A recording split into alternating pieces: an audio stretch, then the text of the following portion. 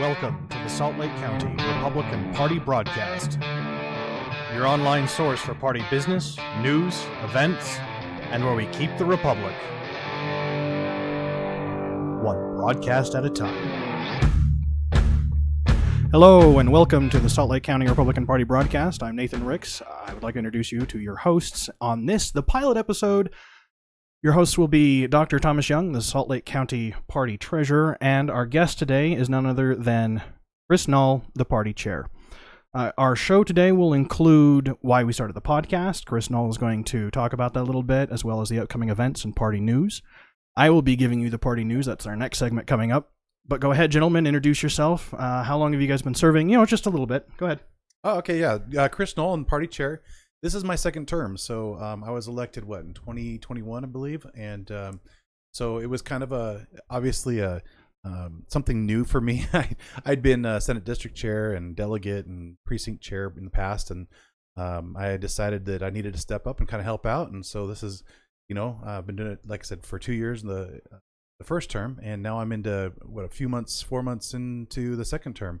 And I love the officers. They're amazing. Thomas, go ahead and introduce yourself real quick, and then. Oh yeah, I'm Thomas. I've been the treasurer now for a year, and before that, I was a staff member to the legislature for 15. So I've been around it for a while, and I love it. So, didn't you run for office though? Well, let's not talk about that. What do you? No, he did, and he was an awesome candidate. I was really glad it happened. Well, that was a lot of work. Well, that's exactly how you and I met. Is I worked for your campaign in the state house. He ran here in Midvale, and I became the legislative district chair for the house district that you were running for. Well, first up, what we're going to talk about, since introductions are out of the way, is party news. Events that are coming up, we have the E-Club lunch. It happens every second Wednesday. The next one is coming up on September 13th at Tushars. Is that right? Tushars. Yep. What city is that in? That's a good question. Let me double check on that. Well, while you double check on that, we'll go through the other ones. We have Bylaws Committee. The Bylaws Committee meets at the IHOP on State Street in Murray every second Wednesday. The chairman is Fred Cox, correct? That's correct. And he has repeatedly at the County Central Committee meetings invited those who would like to talk about the bylaws or have bylaws proposals, stop by, bring their proposals, and the Bylaws Committee will vet the proposals. So go ahead, if you're a member of the County Central Committee, go ahead, bring him over, and he'll go through it. We also have our Constitution Day picnic coming up on September 15th. RSVP on the party website, right? That's correct. Yeah, we need to get everybody to RSVP. Make sure that we know that they're going to attend. If they're not going to attend, then we need to know if we need to replace them. So that's why we're doing that. The other thing to talk about is the Flag Showdown rifle raffle, but we will talk about that later. So stay tuned for that one. Special elections, House District 26 on October 4th. Delegates, please RSVP. That's right, delegates. You're going to be for House District 26. What's the name of the gentleman that's resigning? Quinn Cotter. He's the one who won the race that House, and first time Republicans held it in quite a while. I don't know the last time a Republican held that. And he's resigning, so the county delegates have the ability to choose his replacement. That's correct. So there's this is the special election. That's correct. Currently, we have 4 candidates for that, but it's open for more candidates. Okay. Until September 20th, right? That's correct. Yep. And CCM meeting. The CCM meeting is going to be held on October 21st at 9 a.m. There's 2 Senate district seats. That's possibly, yes, 2. Sorry. 2? Yep. And any registered Republican can run. Any registered Republican, that's correct. So just so everyone is aware, the Senate district chair has a seat on the County Executive Committee, which is the highest organized body that governs the county party. Is that correct? I'd say the highest would be the region chairs. The region chairs, but that's the highest elected. The region chairs are appointed. And then municipal elections are coming up. CD2 election as well, and that's on November 21st is the general election, but September 5th is the primary. That's correct. So that's coming up. So be sure to get your ballots in if you're hearing this before September 5th. And then we also have a new book club, the vice chairman. That's a shout out to you, Mackie Smith. He's holding a meeting on September 28th concerning the book American Gospel by John Meacham. I hope I'm pronouncing that right. So that's all the news that's coming up. Our next segment will be about that rifle raffle. Go ahead. Yeah, we're really excited. So we've been looking for ways to raise money, and as everyone knows, the flag has been a real issue here in Salt Lake, or in Utah, actually, not just Salt Lake. And so there's the ceremonial flag, and then there's the new flag, right? And so if you're familiar, SB 31. And I thought, you know what? Let's make lemonade out of lemons. And I said, let's go ahead and do a raffle. And if you put in for the old flag, then you have a chance to win a Henry rifle. It's a lever action long rifle, 22. And if you want to kind of vote for the new flag, then you have a chance to win the Black Diamond AR-15, it's 223, and semi-automatic rifle. So anyway, we thought, hey, if we can get them excited, if we can get everybody excited about this, I don't care what side you're on, just buy as many tickets as possible, and we'll see which rifle raises the most money, which flag raises the most money, and make some lemonade. So can you put in for both flags? You can. In fact, I'm gonna tell you this right now. Without having this even been public, it became public today. Without this having even been public, we already had $1,000 go towards the new rifle. Wow. The new flag. So yeah. Okay. Some other questions real fast, if it's okay, Dr. Young. Just covering our legal basis, we're making sure that the FFL background check and everything's going through, because come on, the Democrats are going to get a hold of that. They're gonna have a heyday with it. No, you have to. You first of all, there's a couple things. You have to when you put in buy a ticket, it has to be in your name. And you have to be able to pass the background check.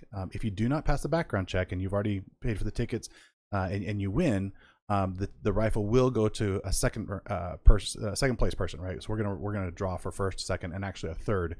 But if the second place person also doesn't pass the background check, then what we're gonna do is we're gonna hold on to it to the next raffle. So that's the plan so far. This is our first time. We're going to learn a little bit, but I think this is going to be exciting. I think it's going to be fun. As long as we keep everything above board and according to state law. Exactly. But that's what we Republicans are. Anyways, so other things coming up. I think we should get rid of that background check. Wow. Whoa. I'm not totally opposed to what you're saying, but yeah, it's controversial. Out of the gate. There Let's we go. Whoa. All right. But next up is why we started the podcast. Go ahead. Dr. Young, you were the one we were discussing this back when you were still running, starting up a podcast, and this kind of snowballed from there. Go ahead. Oh yeah, I see this podcast or this show serving three purposes. First, to promote the breadth of knowledge of party members and our party platform of small government, wholesome values, and respect for advancing markets. Number two, as a platform for us to discuss policy among delegates and our elected officials. And number three, as a way to promote individuals planning to run for office. Yeah, I love it. So if any of those 3 points apply to you, get a hold of us. Well, let me ask you something, because I when you guys brought this to me, I was super excited. I thought, well, this could either be a whole lot of effort for nothing, or it could be really exciting and we can get a lot of viewers and we can start getting the message out. Do you think that of those three things, are we flexible? Can we change if something becomes more the audience desires more information on one topic or another? I mean, are we flexible there? Because you're the host. I'm a guest today. Yeah, of course. Okay, all right. Just from my discussions, I think discussing the platform and how it applies to policy among delegates and our elected officials has a high demand. Yeah. No, I completely agree with your 3 points there. I was just kind of curious, how flexible are we on this? What is this going to look like? The best part is this is a podcast, so both length, time, and everything else, it's incredibly flexible. Like right now, we're only about 10 minutes in, 9 minutes and 25 seconds. So we've already covered a massive amount of knowledge. We have. And party information that's going to be out there. So bringing someone on to have a conversation for another 10 minutes or another 20 minutes even, it's really possible. And you can even break it up. So let's say we want to have a conversation about the flag, like actually have the people come into a room, sit down and have that conversation. Let's pretend that might actually happen. We're not afraid of controversy. No. I mean, look at the gun, the gun background check. We wrote into it with banners flying. The reality is that we can sit down and we can control our own story. We can control what the people and the public, not just Republicans in general, but also independents and Democrats, are going to hear about us. We're going to be telling our own story. We are really quite tired of, at least for me, really quite tired of the Salt Lake Tribune telling our story for us.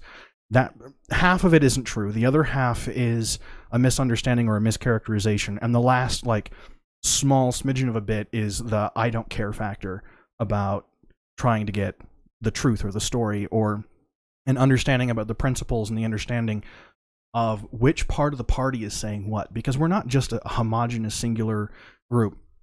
Go visit our Facebook page. We're having a debate right now over the caucus being substituted for the primary. Like, right. we have different factions that poll. There's a lot of different opinions out there, but like, to your original point, we've got to separate fact from fiction, because unfortunately the media out there are not telling our story.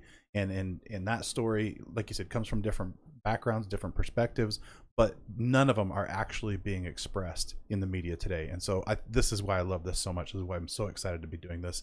And it's been my number one problem since day one as chair, that the media very rarely gets it right. And I know some of them try really hard, but even when they're trying hard, they rarely get it right. And then there's the Salt Lake Tribune, who intentionally, I mean, they're Democrat propagandists, right? They are. Let's not mix words. No, that's exactly what they are. I bought I posted this. I bought a what was it? I bought a paper from a 7-Eleven. It was a Salt Lake Tribune, and I read it, and it was about sunscreen, and it was a love story to the bureaucracy. It's what it was. It was a love story. It's like, if except for this one small little thing that they're doing wrong about just the FDA being insecure about certain testing, if only they would just fix that, the FDA would be just this golden child. Thank you, Teddy Roosevelt, for the FDA. Don't get me wrong. The Food and Drug Administration has a role in society, but it's still a love story to regulation. Right. Yeah. And we're the party of deregulation. Exactly. No, and so we're going to start telling our story. We're going to start talking to our candidates, and hopefully we can clear up a lot of the confusion that's out there, right? So we're going to give the unvarnished truth. I'm not afraid of the truth. What I don't like is all the misconceptions and misunderstandings of what's happening, and all these different opinions coming from the other side first. Why aren't we hearing our side? Why aren't we hearing the truth? Why aren't we hearing it straight from the horse's mouth? So hopefully that's what this becomes. I'm really appreciative to both of you for putting this together. Chris, I want to ask you a couple questions. Yeah, let's do it. So, are you a hunter or a gatherer? Wow. Ooh. A hunter or a gatherer? Is there? Can I ask in what sense you're asking me? In everything, huh? Yeah. In everything. Okay. So I would say I'm a little bit of both. I'll be honest. I don't feel like so I like to go after things. I like to go find the right. I like to go find new candidates. I like to go do things. I like to go find sponsors for the party. I like doing these things. But at the same time, I recognize that we have to look at the people who are already around us. And so I'm looking at it in the perspective of the chair, right? So that's, I mean, if you ask me in another, maybe with work or something like that, I might answer a little bit differently. That's how I feel as a chair. Good question. All right. If you were stranded on an island and all your human needs are met, such as food and water, what 2 items would you bring with you? Can't be human. you got now. I got to think again. I was already thinking of a human. Okay, so let's see. What 2 items would I bring with me if I had all my human needs already taken? Okay. Yeah, you've got food and water. You're stuck there. Wow. Okay. I like. I know I don't look like it right now. I'm a little out of shape, but I do like mountain biking. I don't know that you can mountain bike on an island though. So it depends on how big the island is. Yeah. Your mountain bike gets stuck in the sand. Yeah, it might be a little tough, but that would be my first thought. What other item? Wow. No weapons? I mean, I'm stranded on an island. What do I need the weapon for? I'm all alone, right? Well, you gotta give me a little more detail. No humans on the island, but there are animals. Oh, well then absolutely. Well, see, all my needs were taken care of. So if I had thought that maybe I'd be hunting, I would definitely bring my weapon. I have what I need. I sometimes wonder, right? I love the Lord of the Flies. Right? It speaks to human character and issues of autonomy and authority. If Republicans were on an island versus Democrats on an island, which group would win and which would just wither in nothingness? Theoretically, that's how the states are supposed to be. Well, yeah. Well, I mean, I actually, so I know I'm the chair of the Republican Party, but I actually think we need both, right? Because the Democrats are going to bring the sunscreen, right? As we read about in the Salt Lake Tribune. Yeah. And then the Republicans are going to bring the guns, right? And so, I mean, yeah, we need both. I'm not afraid to have the other side. I love that, actually. I think it's a really good thing. Do I always want to win? Absolutely. But there's always a place for the other side. I don't know if I like that answer. I'm sorry. So Madison, okay, if you want an academic spin on this, for all my academic friends out there, Madison talks about it. I think it's in Federalist 54. I could be wrong. I'm probably wrong. It's been a long time since I read the Federalist Papers. But he talks about it in what's called the loyal opposition. In other words, there's another group that's always willing to test the party in power. Mm-hmm. And how you have the separate factions, and this is the idea about the large republic.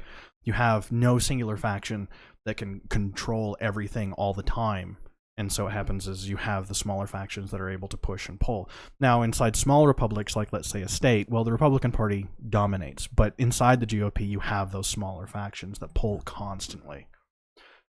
Whereas in the United States as a whole, you have the different interest groups, unions, the NRA, like they all pull. And this is the thing that a lot of people I really don't understand about the two-party system, is they're not homogenous masses. Now, there's elites, and we can talk about that too, and we can move around that, but the idea is that getting down to the local level, especially, each regional party is different and unique, and they pull against the other portions of the party. Right. And people will sit there and they'll be like, talk about the monolith, sure, the Leviathan. There's a podcast for a delegate out in Virginia, Nick Freitas. I don't know if you've ever heard of him. Good. He's really good. They talk about it a lot. But the idea is, inside the Republican Party, there's a lot of factions that pull at each other. Yeah, no, and you don't just need.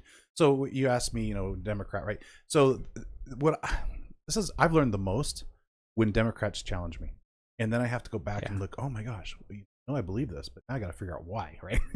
And so because then I feel like I have to go back and explain it to them, and so I really do like that challenge. I like having the other side around,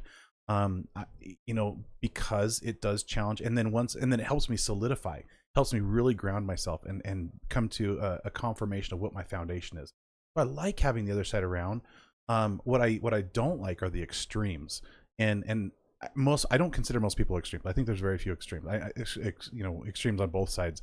I don't like those ultra extremes on both sides. But I do like having the other perspective to challenge my ideas, as long as they're thoughtful. If they're not thoughtful, I don't want to give them time. But if they're very thoughtful and they can challenge my ideas and make me think about why I actually believe something, it adds a lot of value to me, and it helps me as a person and as a chair and as a leader, right? And so that's why I like having them around, right? And so a lot of people say, why do you like? I'll call the chair of the Salt Lake County Democrat Party, or the former one. I don't know the new one yet, but I knew the former one. We talk, and it was interesting hearing her perspective on things.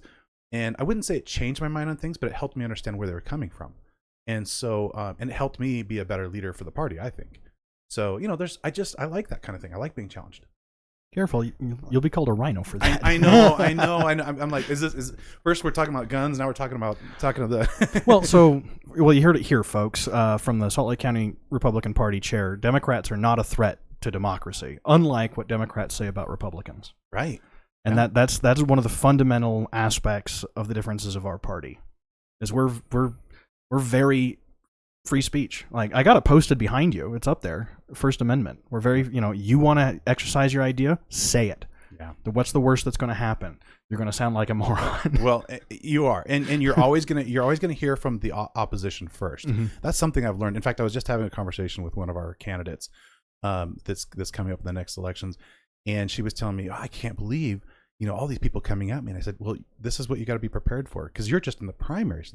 Most of these people right now are from our own party, right? And I should say, it's a municipal race, so it's not actually a partisan race. But her own friends are the ones that she's fighting with, right? And I said, you got to be ready. And I said, it's going to get 10 times worse when it's the Democrats on the other side in a general election. And so we really need to be able to experience that, be able to understand that, and part of it is as candidates or as Republicans, we need to recognize that the people around us disagree sometimes, but that toughens us up. That prepares us for when the Democrats or the other side comes at us, right? So it's a really great learning process to go through this and to be challenged by the other side.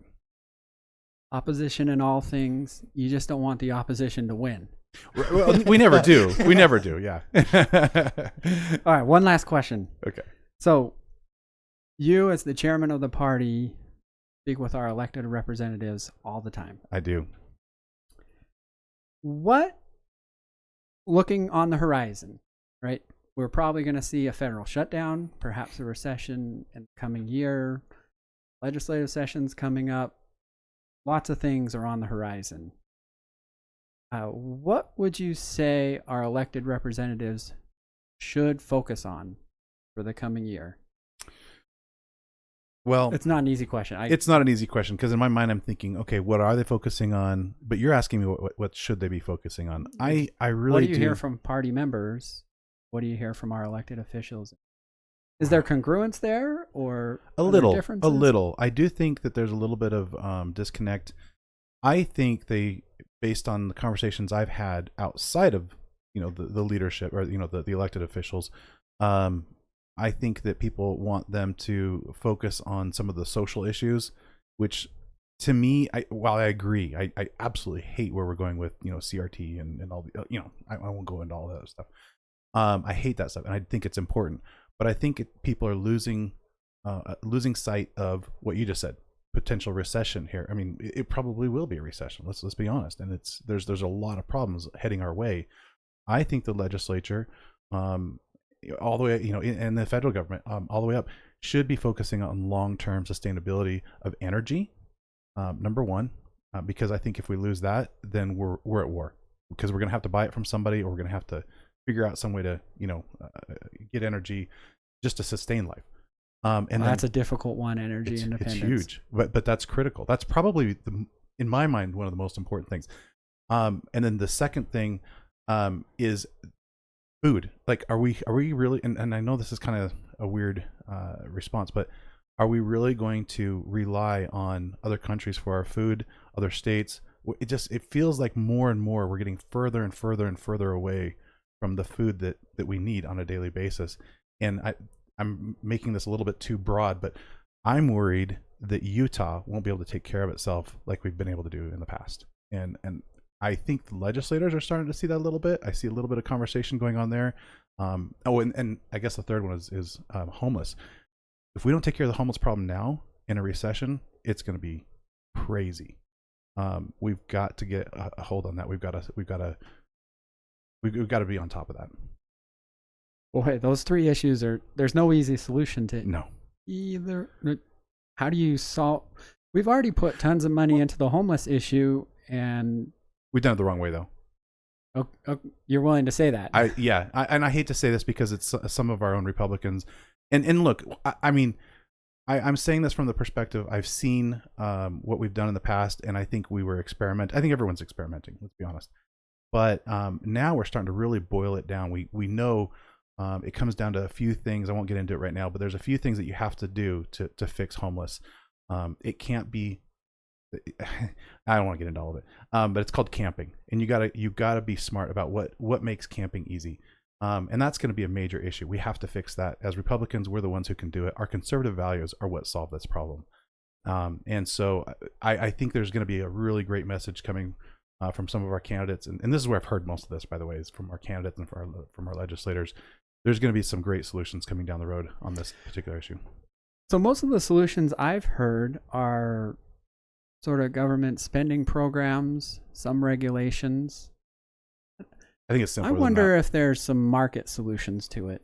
Yeah, there is, and it's there are some market solutions, but it's actually simpler than going to the federal government or going to the well. I think there's just we've just got to enforce some of the laws that we already have in place better than we have been.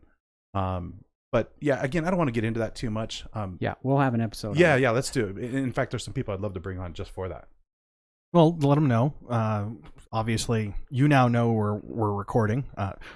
By the way, this is location redacted in case anyone wants to show up. No, the fun bit is that what we're going to do is we will be flexible to that. We can talk about social issues. We can talk about economic issues. We can talk about any issue because you're the chairman of the county party. Ultimately, you do have control, and your successor will have control of the podcast going forward in a creative sense. And we will be able to flex, as we used to say in the Navy, to the mission parameters. No, thank you. But this is our first episode in the bag, folks. And we hope you've enjoyed it. Here's the outro. It's the state song. Let's hear it. It's going to be funny. Let's try it. It's the new state song. Yeah. Wait. New. It's like 20 years old now. Let's hear. Or do we get to talk after? You can talk through it. Oh, okay. Is it? So when was this adopted? It's like 2003, 2004, something like that. Huh. We're saying this is the place? Yeah, it's the ending of the state song. Oh, okay. Interesting. That was a bunch of kids singing? Yeah. Oh, okay. It was developed for the it was written. It's in the public domain, and it was written for the Olympics. Before today, I had no idea we had a state song. Yeah, should I not be saying that? Should I not be admitting that I didn't know that? We also had a state hymn. A state hymn? We have a state hymn. How is a hymn different than a song? I don't know. Okay, well. The state hymn is Utah We Love Thee, and it was written in 1896. Do other states have state hymns? Yeah, other states have different state songs. Interesting. Okay. I thought maybe that was just kind of a, Utah thing. No. It's like our it's like our state anthem. Hey, whatever. We should play that every episode. No, I don't know. Alrighty, folks. This has been the Salt Lake County Republican Party broadcast, and we hope you've had a good time listening. This is the pilot episode. Good night.